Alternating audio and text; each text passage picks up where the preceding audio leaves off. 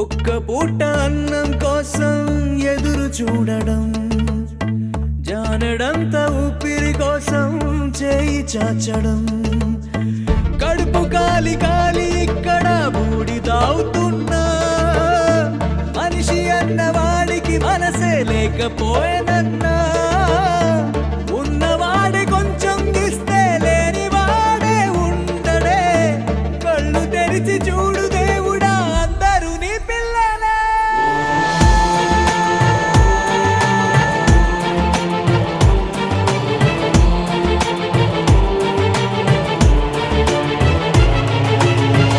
ఒక్క పూట అన్నం కోసం ఎదురు చూడడం, జానెడంత ఊపిరి కోసం చేయి చాచడం,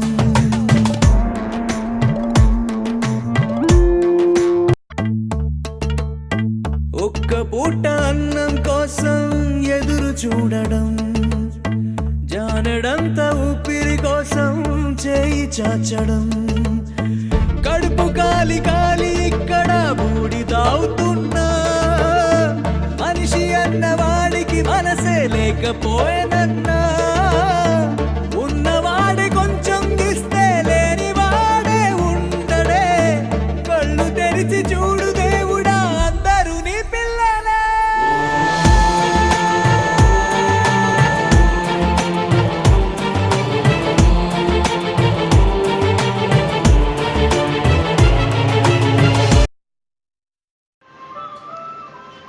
వీళ్ళందరినీ చూస్తుంటే మనకి ఏమనిపిస్తుంది?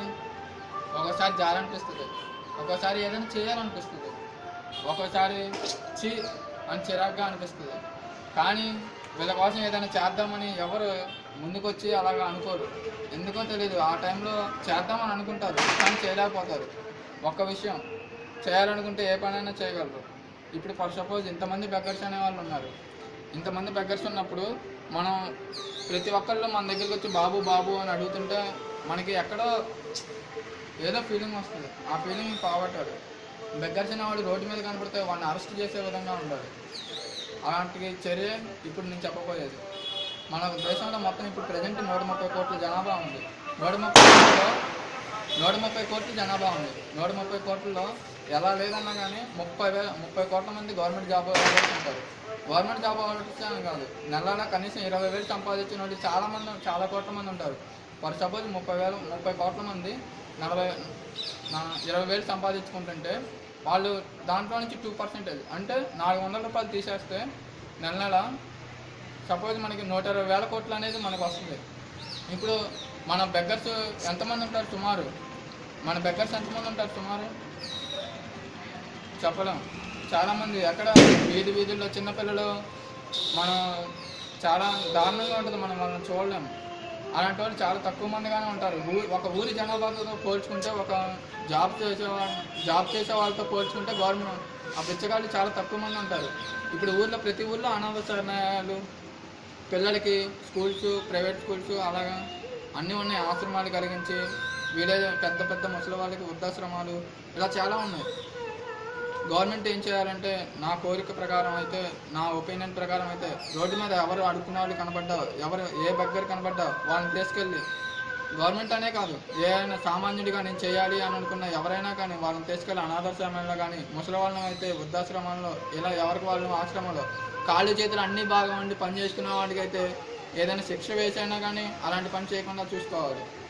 అలాగే వాటికి డబ్బులు అలా వస్తాయనుకోవచ్చు. మన అనాథాశ్రమాలు వీటన్నిటికీ మనమే 20,000 సంపాదించేవాడు 400, 2% తీసేస్తే 400 అలా ఇచ్చుకుంటే, ఒక ఊర్లో కనీసం 60,000 50,000 జనాభా ఉన్నా కానీ 400 ఇచ్చుకుంటే 2 లక్షలు అవుతుంది. 2 లక్షలు ఒక దానికి సరిపోవా నెలకి, ఒక ఆశ్రమంకి ఒక ఊర్లో. అలాగే ఎన్ని ఆశ్రమాలు, ఎంతమంది దానం ఇస్తే ఎంతమంది ఎన్ని అవుతుంది ఆలోచించండి. అలాగే ఒక ఫిలిం ఇండస్ట్రీ తలుచుకుంటే, ఫిలిం ఇండస్ట్రీలో ఎంతమంది ఉన్నారు, వాళ్ళ సంపాదన ఎంత, వాళ్ళు కనుక అలాగే ఇంత అని చెప్పి బెగ్గర్స్ కోసం తీసి పక్కన పెడితే పర్సంటేజ్ ఎంత బాగుంటుంది. ఇంకా ఆలోచించండి అందరూ. ప్రతి ఒక్కళ్ళు వృత్తి చేసి, ప్రతి ఒక్కళ్ళు నేను ఎంత సంపాదిస్తున్నాను దాంట్లో ఎంతైనా ఇవ్వగలం అని ఎవరైనా అనుకుంటే వాళ్ళు ఇలా చేయండి ప్లీజ్. దీనిపై మీ ఒపీనియన్ మీకు అంగీకారం అయితే లైక్ చేయండి, మీరు మీ ఫ్రెండ్స్కి షేర్ చేసి ఈ వీడియోని చూపించండి. మన భారతదేశాన్ని అభివృద్ధి పడుతున్న దేశంగా కాకుండా అభివృద్ధి చెందిన దేశంగా మనం చెప్పుకోవాలి. జై హింద్.